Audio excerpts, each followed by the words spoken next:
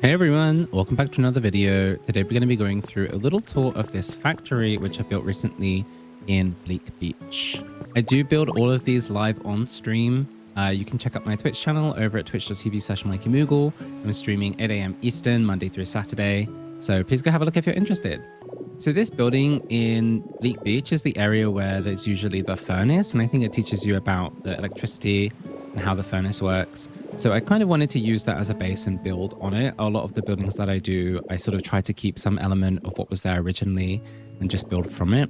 So the size of the building is 18 by 20, which makes it too big to be a habitat, but you could put small habitats inside. And from floor to ceiling is 8 blocks high. So the floor here, this is the iron plate flooring, followed by the brick wall. This is just the default color, not dyed. 2 rows of window panes. Again, this is just the default color. And then iron tiling here at the top. Again, not dyed. The corners here, this is the pop-art wall middle. The pop-art wall middle piece, this is dyed black. You can see there's several items when they're dyed black. They don't really go black. It's kind of a gray color. And then on top here, we've got more of the iron plate flooring, followed by this is actually the Pokemon Center wall middle piece.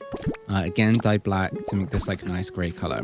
For the smoke on top, this is just made using the bread ovens. You can see each one has a little bread oven in there. You need to bring a fire Pokemon up here to light them. So you could bring Charizard or Chandelure or someone who can get up here easily to light them. But they actually stay on even if it rains. So don't worry about that. It will always have smoke coming out once it's lit. Out front here, I've just got the Raichu sign, 2 Pokeball lamps, and then the grate flooring underneath it. And leading up to the entrance, this is the fish scale tiling, just in the default color as well. I think this looks really nice. There's harbor poles and levees there on the sides. These are just rustic doors, dyed black. And when you go inside, you can see we've got several furnaces here on the left side. So the inspiration for this was really, I was thinking about the shoe factory in Jumanji, which has a bunch of like conveyor belts and workstations and a foreman's office in there. I'm not sure why that was going through my head, but that was kind of an idea that I had. I don't even know if what I remember is what it actually looks like, but that was kind of what I was thinking about. Each of the furnaces has a power transmitter behind it, and the furnaces actually generate the most power, more than any of the other items. So this would power quite a lot of electrical items throughout the biome. I've decorated inside with just a lot of the outdoor material, outdoor furniture.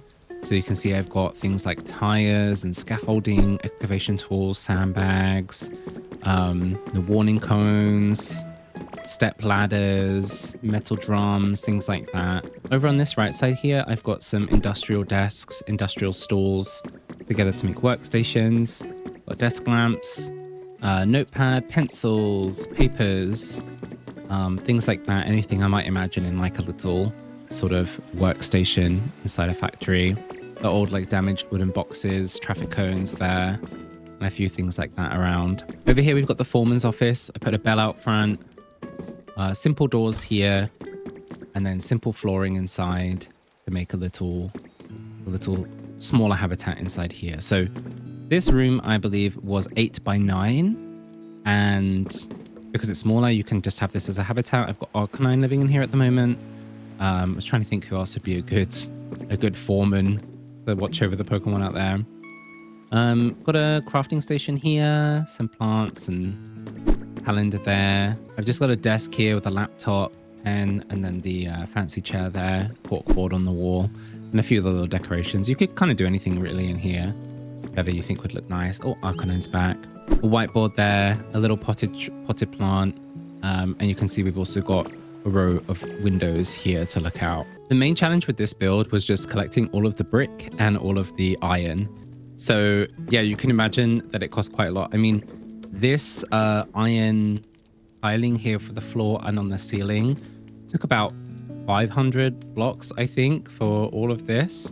So it took quite a lot of, I wish I could remember exactly how many iron ingots it took. I'm not going to do the math, unfortunately, but it was quite a lot. You'd have to prepare quite a lot of iron ingots and bricks as well for these walls, and as well as the glass, because there was quite a few glass window panes here. But I think it's worth it. I think, you know, the 2 row, I wasn't sure if I should do it higher or just do 1 row of windows, but I think the effect looks quite nice in the end there.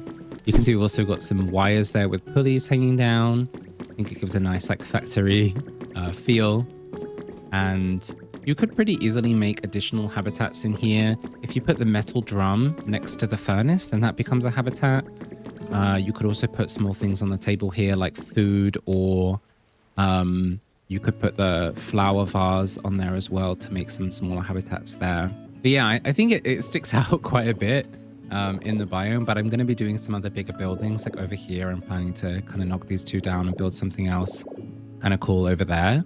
So I think as I build more things around it, it won't stick out quite as much. But I really like this one. I really like how it came out. I quite like the sort of industrial feeling of it. It powers everything using these power transmitters. I have a few tucked away underneath here. This is to power the desk lamps and the things in the foreman's office over there. And then a few here just to connect it into the main sort of network of the town with these power transmitters here. Then that powers all the buildings, everything over there. But yeah, that's our little factory. Thank you so much for watching. I'm going to be doing a few more tours of the other buildings I've been doing. I've done quite a few by now. I've got about almost 400 hours on this game.